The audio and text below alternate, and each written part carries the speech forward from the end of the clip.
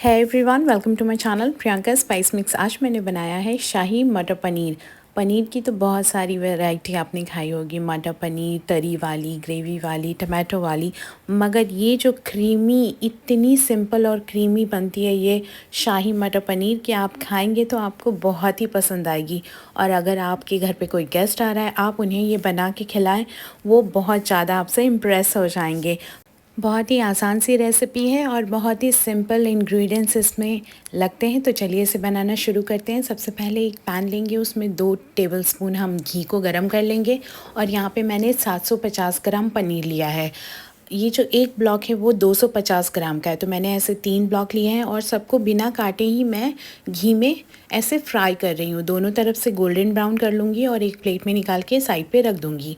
उसके बाद फिर से एक पैन लेंगे और उसमें हम 3 टीस्पून घी को गरम करेंगे और उसमें कुछ खड़े मसाले डालेंगे, जैसे कि यहाँ पे बड़ी इलायची मैंने एक लिए हैं, दालचीनी का टुकड़ा लिया है एक, और फिर उसमें जीरा, फिर तेज़पत्ता, फिर मैंने उसमें क्लोव्स लिए हैं, और फिर हरी इलायची, और फिर पेपरकॉर्न, वो जो काली मिर्च होती है, वो सब इसमें तेल में डाल के या फिर घी में डाल के फ्राई करेंगे। फिर उसमें हम लहसुन डालेंगे और अदरक डालेंगे, और जो धनिया पत्ता की डंटियाँ होती हैं वो हम हैंडफुल, एक मुट्ठी भर के लेंगे। इन सब को डाल के फिर उसमें हम अनियन डालेंगे और फिर अनियन को भी उसमें कुक करेंगे। 2 से 3 मिनट ऐसे चलाते रहेंगे और फिर उसमें हम सूखी लाल मिर्च डालेंगे। ये तीखी वाली नहीं, कश्मीरी रेड चिली है। फिर उसमें हम डालेंगे टमाटो चॉप किया हुआ, 3 मीडियम साइज़ के टमाटो मैंने लिए थे, रफली चॉप किया था, आपको बारीक काटने की ज़रूरत नहीं है। और इसे भी हम 3 से 4 मिनट फ्राई करेंगे। फिर उसमें 1 कप पानी डाल देंगे। पानी के साथ ही हम यहाँ पे काजू डालेंगे, 20 काजू मैंने डाला है यहाँ पे, और मिक्स कर लेंगे अच्छे से। उसके बाद हम इसे ढक के पकाएंगे 5 मिनट के लिए। 5 मिनट के बाद जब हम चेक करेंगे टमाटो और अनियन गल चुका होगा, तो उसके बाद हम सबको एक प्लेट में निकाल लेंगे। अच्छे से उसका जो स्किन है टमाटो का, वो सब ऐसे अलग अलग हो गए होंगे, तो सारे स्किन को हम अलग कर देंगे। अगर आप स्किन अलग नहीं करना चाहते, साथ ही पीसना चाहते हैं, तो आपको ये स्ट्रेनर से स्ट्रेन करना पड़ेगा, छानना पड़ेगा जब ये प्यूरी बन जाएगा। तो ये मैं इसे मिक्सर में डाल करके पीस लूँगी अच्छे से। लेकिन मेरा मिक्सर ग्राइंडर इतना अच्छा है कि बहुत फाइन और स्मूथ पेस्ट बनता है, तो मैंने इसे छाना नहीं। आप चाहे तो छन्नी से छान भी सकते हैं।